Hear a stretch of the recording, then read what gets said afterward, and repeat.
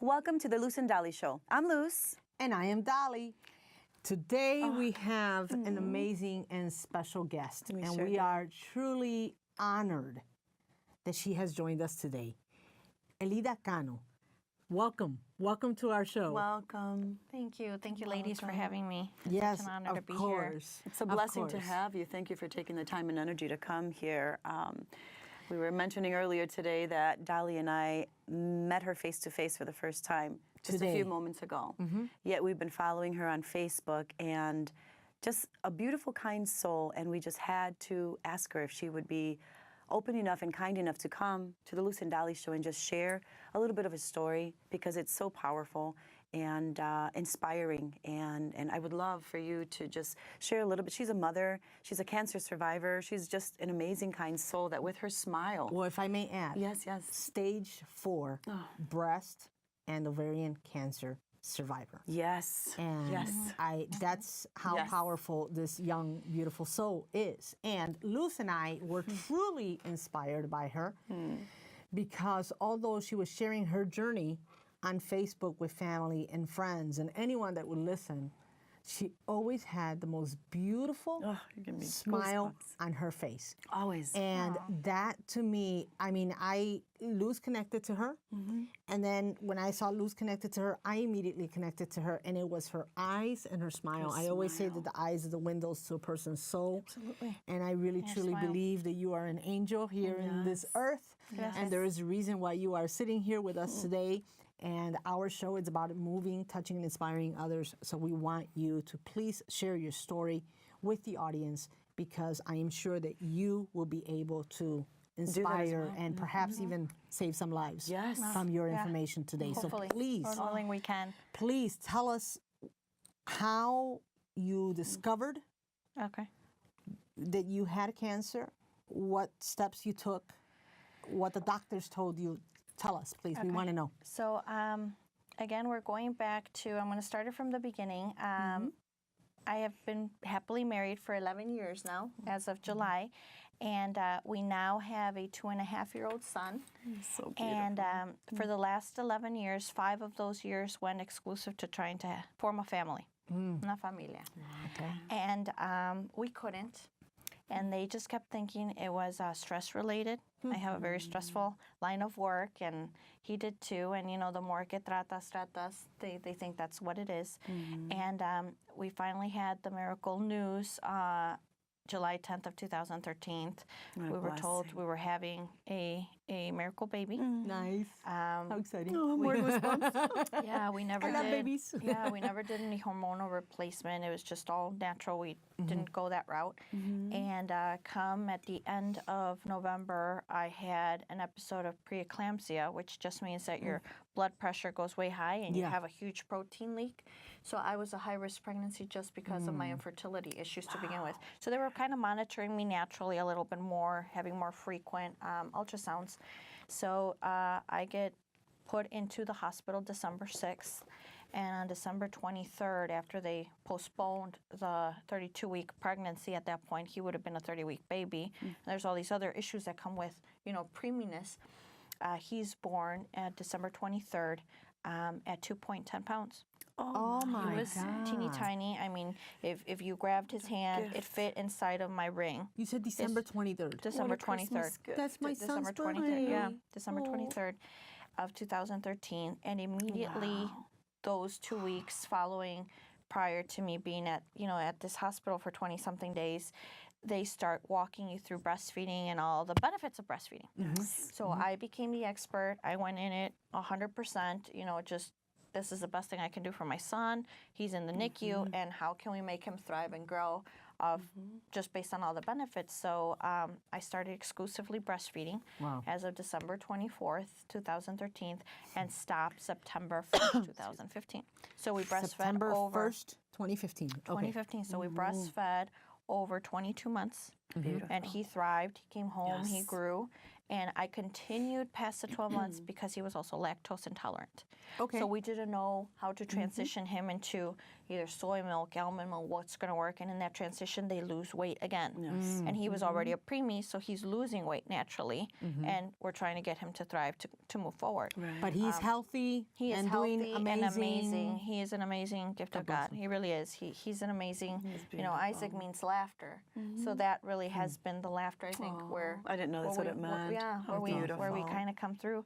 But in May of 2015, I was weaning down, kind of cutting back on how much I wanted to outtake my milk outtake. I decided to push forward, and I noticed the bump. Every month, naturally, as you're breastfeeding, you're checking yourself. You're doing self-exam. So that's rule number one, self-check. I never did that. Following your I nursed menstrual for cycle. 18 For months. women, following, you have to do it. Very so naturally, important. I'm doing it even more because I was pumping 4 or 5 times a day. So you're now checking yourself extra 4 or 5 times a day. So now multiply 4 or 5 times a day times 22 months. You're talking about someone who was naturally Aware of aware everything. of my yes. situation, aware of my yes. body. I mention it, and it just gets overridden as possible. Maybe it's a milk duct issue. It'll go away. Do this, do that. Nothing to worry about.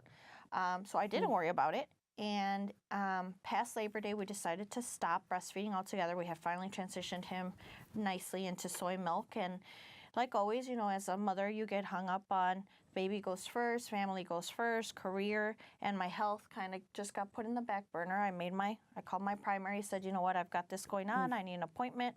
It was scheduled for 2 months out in November. So late September, and I have to wait for early November for the next available appointment. Okay. I didn't think it was an emergency because there was no redness, swelling other than the bump. I mean, I could still do my daily activities without a problem. Okay. Did it I let hurt? it right.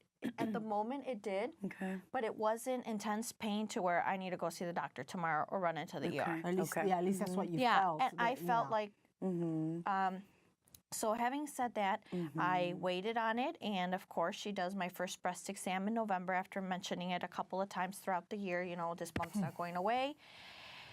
I get scheduled for an ultrasound and a mammogram, and even then, the day I went in, I waited another 7 days to get scheduled because there was no openings. Wow. So I even let another 7 days go by thinking, okay, we're fine, everything's fine. Right. And at that point, from waiting to see a mammogram, because remember, I'm not 40, Okay. so there's no history. That's not Cancer. expected. Okay. So yeah. that shouldn't be my routine checkups to go get mammograms or ultrasounds of my breasts Right. because I haven't hit that age that Okay. they Yeah. have the requirement on. They're very stern about that. And yes. two, there's no history of breast cancer in my familia. So you also don't go for preventative being young for it. So being sent to this, it's somebody now thinks something's going on, Right. but they're still not sure and they still want to write it another week because it was still not an overnight appointment. I still had to wait an extra 7 days. So I remember specifically sitting in that room, and you know how they have the nice check yourself and what you do and how you do it in the Right. shower and the symptoms, the discharge, the nipple, the inverted nipple, your orange peel skin. Yes. As I'm sitting there waiting with my robe on to go into the room, I had 5 out of those 7 symptoms that week. Exactly that Wow. week, they all came out That way. as I'm waiting to get seen. And that's a blessing. That's a blessing that it actually did come out because it made it more obvious that there was definitely a problem. Absolutely. There was something Absolutely. going on. So let me ask you, here you are, you're going in to get checked, and then you get the news. I get the news. And what? Following the ultrasound, I got the news that as she's seeing it, you could see on the screen a huge blob that later I find out that the bump I felt was actually a 5 by 4 centimeter mass. They found an additional 4 underneath my left breast. It had run into my lymph nodes. And later, with later testing, as they're trying to make sure it hasn't spread to the rest of my body, because it's so advanced, anytime it starts spreading or tumor sizes, that's how you go from stage 0 to 4. And that's how they determine treatments when biopsies come back. So biopsies came back saying, yeah, it's malignant, it's cancer. They staged me at a stage 4, and after a big PET scan, a full body, radioactive body imaging, they said it was in both of my ovaries. So at that point, they said, we're unsure if it's breast and ovarian. We're going to call it both, and we're going to treat you for both. So we began chemotherapy treatments following that. And did We you have had to have a 6 sessions. hysterectomy or? I had a full hysterectomy in May. Wow. to get that out because that's the biggest estrogen producer, and we cannot risk the chance of coming back with cancer and it coming back full force. Going back to Isaac, which is such Wow. a double miracle baby, because when you said miracle baby, and then you said the fact that you were nursing, thanks to that, you were able to have that come to the forefront. And control the hormonal imbalances that naturally you have with every menstrual cycle. I mean, my hormonal, it didn't spread more because I was breastfeeding. So the breastfeeding actually helped deter. It's a double gift. It's yes. a double gift. God it really bless is. it. It really is. So if I may, so you found, well, they found the lump, you know, on your left breast, but you decided to go for a double on your surgery. Why is that? So as a trigger of having had triple positive diagnoses for breast cancer, because of the chances of it coming back and because of the chance of it spreading to the next breast, I said I don't want to have to go through this again. It spread this quickly based on how quickly it spread originally. Right. So we did it as a preventative measure to do the double mastectomy. That was a personal choice, a doctor recommendation. Wow. Well, you know, I know this is a very important topic, and Luz and I mean, we thank you so much for being here, but really quick, you know, 2-3 things you could say to our audience, you know, that they need to do. Absolutely. Number one, you know your body best. So whenever you feel anything off, tell your doctor. And if that doctor cannot deal with it, go to the next and go to the next until you get that proper screening or testing that you feel that you need. You know, be your own advocate. Number two, to all the ladies out there, I know it's a taboo to go to your, you know, annual mammograms, annual checkups, but you've got to do it for your own health because, you know, they're preventative and measure. There's no cure for cancer, but it can be preventative, and you don't have to get that far. And a little bit on the cancer walk.